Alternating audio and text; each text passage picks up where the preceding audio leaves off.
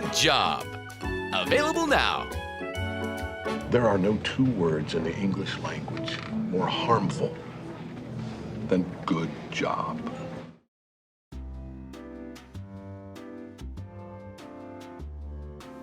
Nintendo as a company can be very set in their ways a lot of the time. I mean, sure, they've made plenty of innovative and amazing games over the years, but they also have a tendency to cling on to an idea regardless of whether it's in their best interest or not. And one of the ways that shows is with their reliance on existing IP. Nowadays, it's extremely rare that Nintendo will release anything that doesn't have an established franchise behind it. But this isn't necessarily a hard rule, as we've occasionally seen some new IPs like Splatoon, ARMS, and the subject of today's video, Good Job.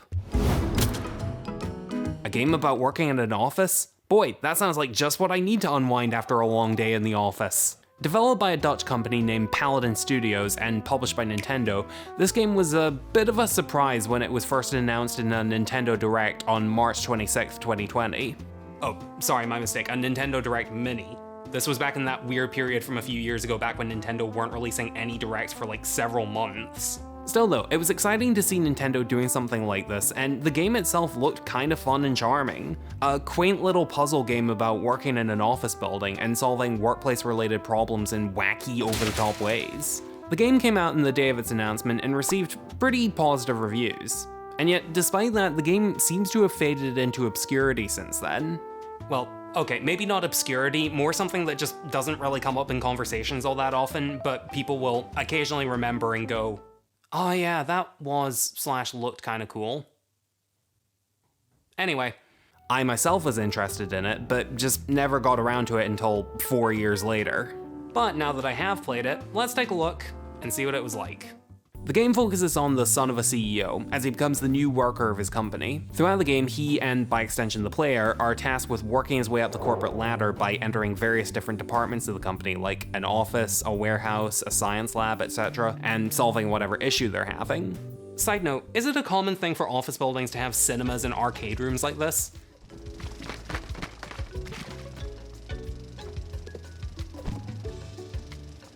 I mean, I know I get paid to watch movies and play video games, but I'm a YouTuber. Goofing off and getting paid for it is what we do. What's these people's excuse?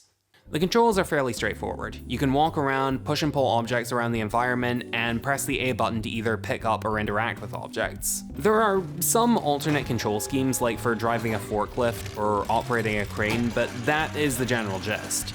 One risk that can come from something like that is the possibility that the game's mechanics might end up being a little too simplistic. But it could still work really well as long as they introduce plenty of interesting mechanics and have a good amount of variety in terms of the mission types.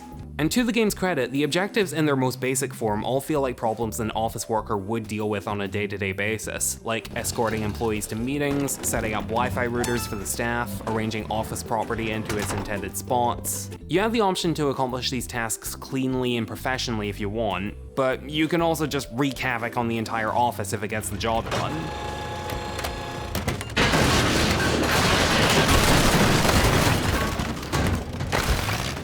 But these, and missions like them, are kind of one of my main problems with Good Job, that being the repetition. Most of these stages follow the same basic goal of finding the doohickeys and bringing them from point A to point B. There are a few missions that differ in certain ways, like creating a working pipe system from objects found within the room, or reflecting lasers off mirrors to generate electricity. But these stages are pretty few and far between. Most of the time you're just doing different variations on the same mission with slightly altered branding, and the presentation doesn't really do much to keep the game varied or interesting. I mean, at first the presentation seems kind of charming and even somewhat unique.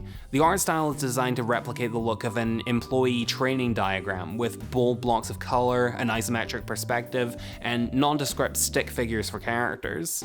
The music and atmosphere is pretty laid back and relaxed, with the main appeal being that mundane office setting contrasting with the chaotic situations that the game gets you into, destroying everything in your path just to move some boxes around.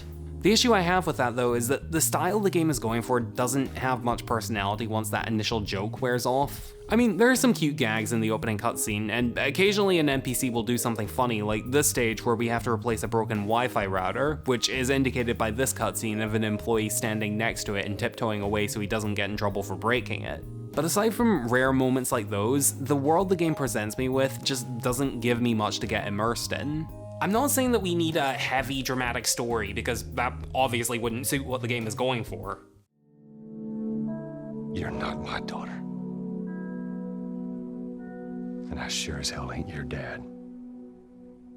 I'm just saying that the game comes off as kind of bland for the most part. There's no characterization, or recurring characters, or funny dialogue, or plot development, or variety in tone, which would have helped to make the missions not feel so monotonous and samey. The only comedic idea the game has going for it is that it lets you tear the office apart if you want to, but that novelty wears off really quickly.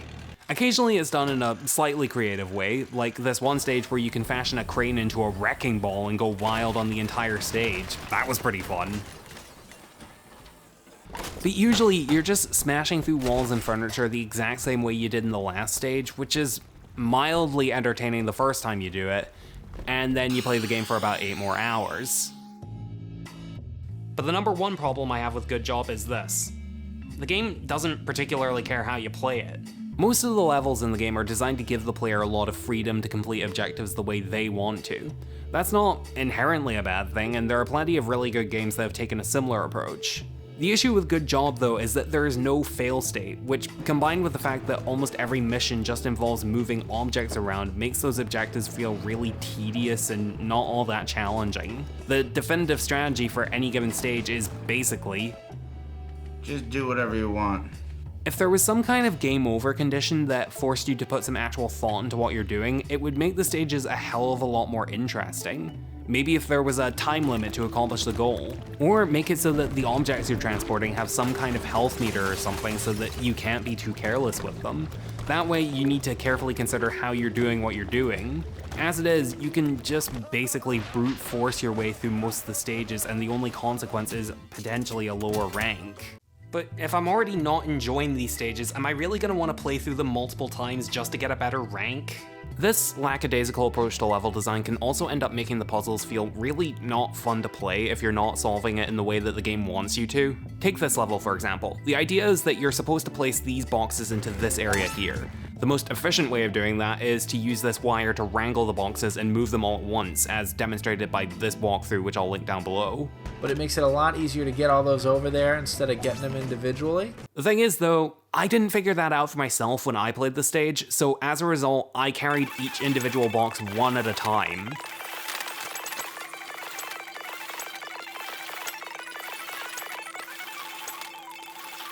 But it makes it a lot easier to get all those over there instead of getting them individually. You might say that it's my fault for not being able to figure out the intended solution, but my point is that generally speaking, if you can't solve a puzzle in a game, the penalty is that the game won't let you progress until you do. The penalty usually isn't, you can solve the puzzle anyway, it's just a lot more boring now. The amount of fetch quests the game expects from you also results in a lot of the game feeling like mindless busy work. So many of the stages just have you wandering around a big, uneventful environment, picking up random objects and dropping them off. And in a number of occasions, it can be annoying when there's only one item left for you to find and you have no idea where it is, so you just have to spend minutes upon minutes trekking up and down the level trying to find the one box of staples or something that you missed. With that said, some of the puzzles actually do shake things up a little bit, and some of these stages are actually pretty good as a result. You remember before I mentioned the missions like the pipe connecting ones and the one about reflecting mirrors? The reason why those missions worked was because they actually required some amount of consideration to get through. There's still no way to lose, but in these cases there doesn't really need to be. There's only one solution to the problem, and that's to figure out what the game wants from you. You can't figure it out? Too bad, you're not moving on to the next stage until you do. That's your fail state right there. It's not explicit, but it's there. And I just wish that the game had more stages like it, where I'm actually forced to engage with the level design and think about what I'm doing. Then there was this glitch where I got trapped inside an object in the environment and couldn't get out.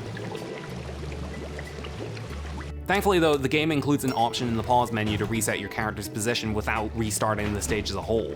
You might call it lazy game design to essentially create an in case of game-breaking bug break glass option, but I do acknowledge that glitches like this can happen in any game, so I guess I'll give the developers a little bit of credit for including a last resort that doesn't erase progress.